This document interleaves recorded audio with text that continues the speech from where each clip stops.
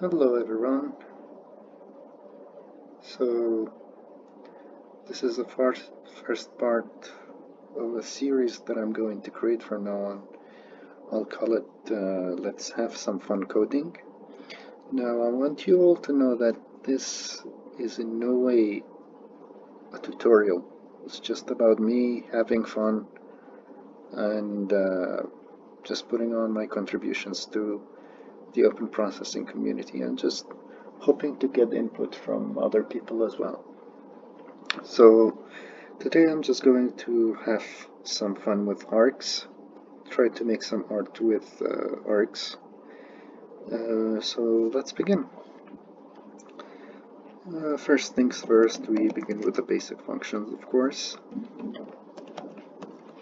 I'll put these here, and then put the other one here. Okay, let's create the canvas. Alright, I think a 500 by 500 should do the job.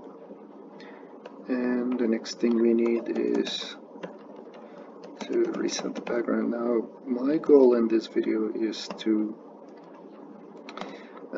create some kind of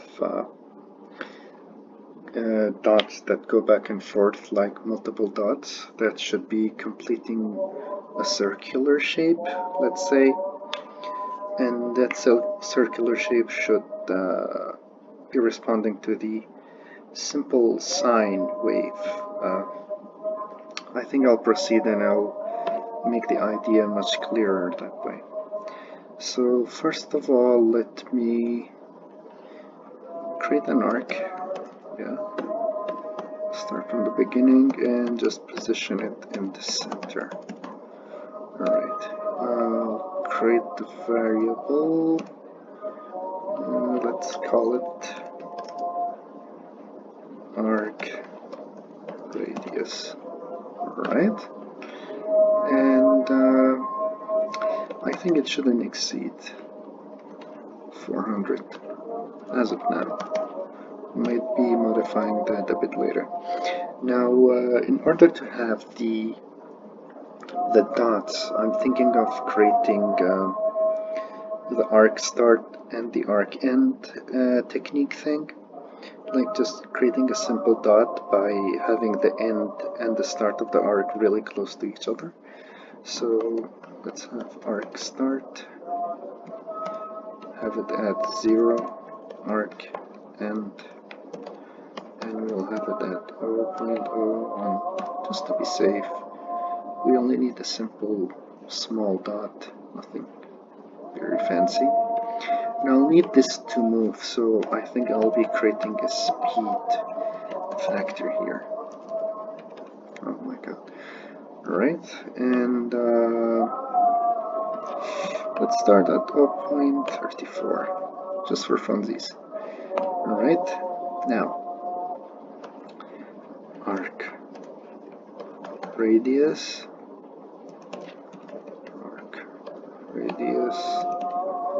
right here, and we'll have arc start and arc end. Now, the reason I'm creating two variables here, of course I could just have a plus 0.1 like next to it, but I think I might be modifying the sketch later in future episodes, and I'm just too lazy to have that modified.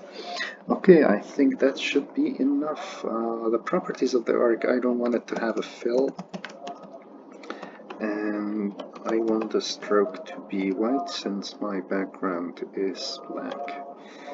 And the stroke weight, let's have that at 3. Alright, so I have a dot. Yay. That's step 1. Now what is step 2? Step 2, of course, is to make it move. And we have arc start here. We continually add the speed factor. Here we go. an arc end. Of course, the same thing, speed factor. Right now the dot should be moving. Nice.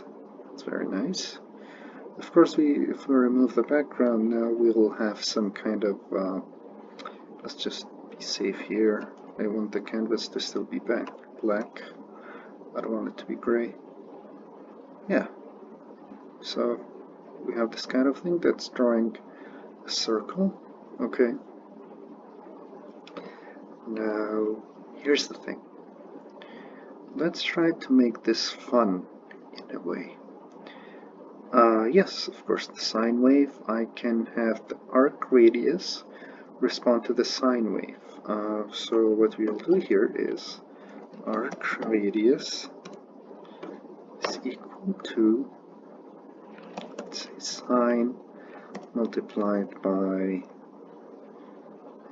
should I modify the size or not?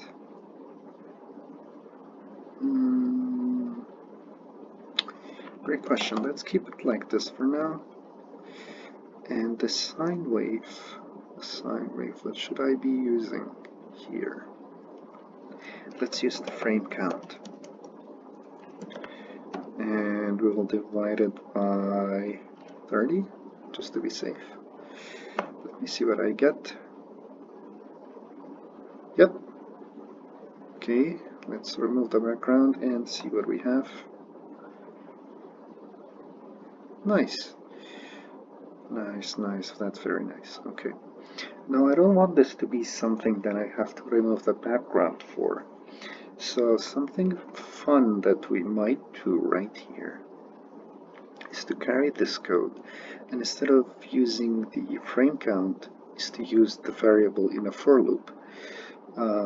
So yeah, let me create a for loop right here. Good. Put that there. Tap it because we are not savages. Okay, and use let for the same reason. We are not savages. It's just fun to make your code vary.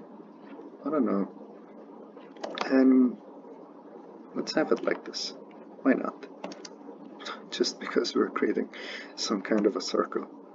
Okay.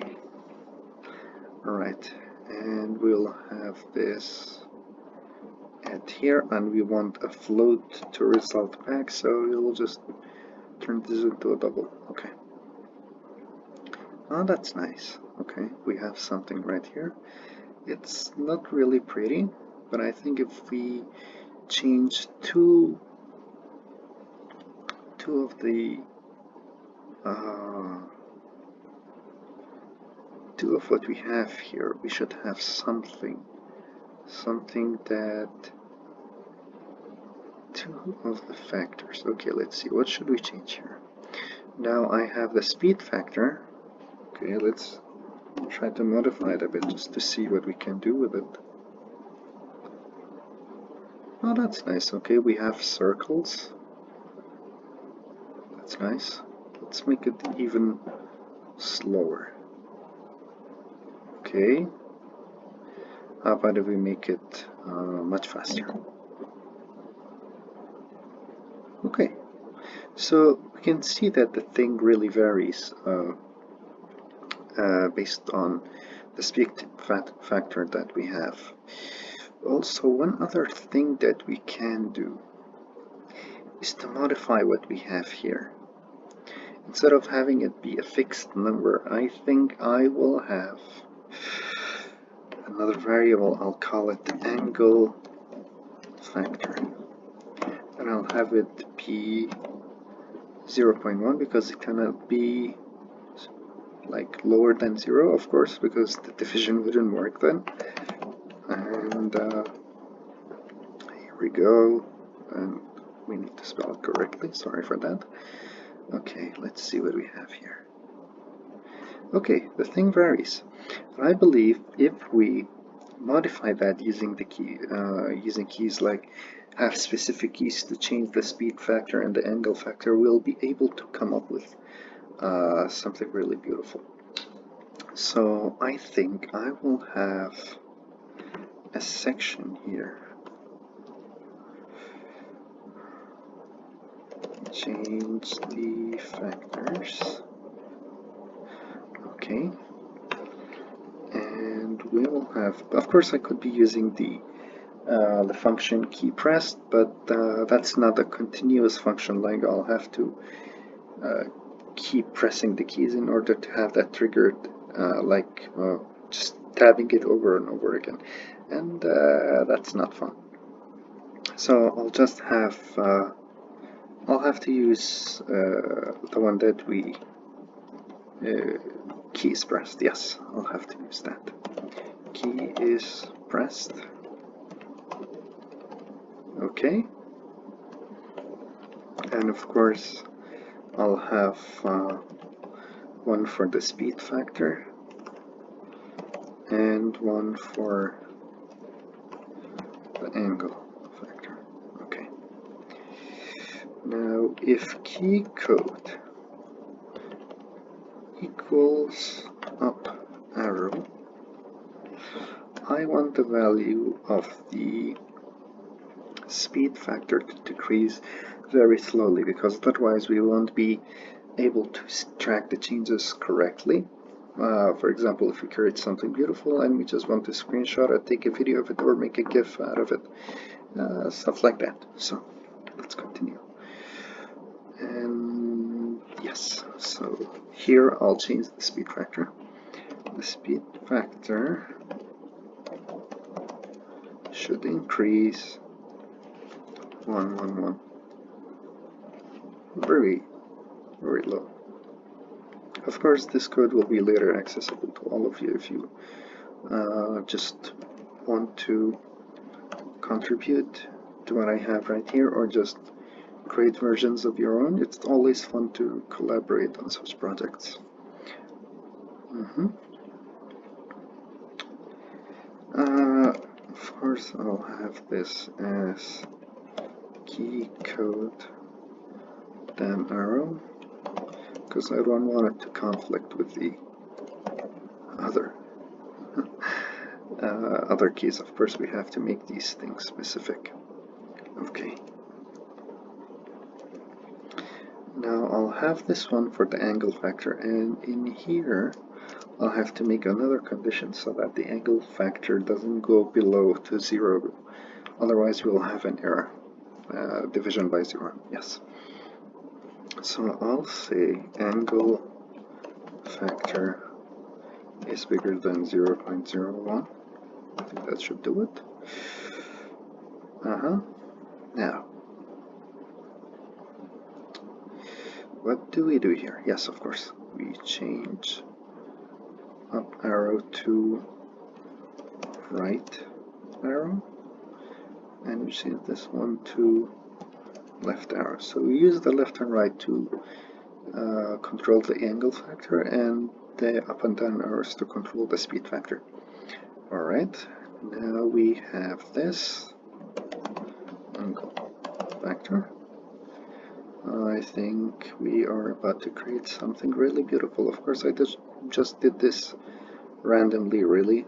I think I have a misspell here. Okay, that's good. What I was saying is that I just did this randomly. It's always fun to have random stuff done with coding when you're doing generative art or creative coding in any way. It's always fun. Okay, let's have this run. What do we have? Keys first is not defined. Oh, I misspelled that. Sorry for that. Now we have keys first. Yes, here we go. Let's try. Okay. A lot of misspellings. Sorry for that. And that's nice. Okay. I hope I don't mess up again. Whoa, okay. Nice. Nice. It seems that we created something really beautiful. That's very nice. I think I should probably slow it down even further, just so that we are able to track the changes more accurately. Now let's try it now. That's nice. Here we go. Okay.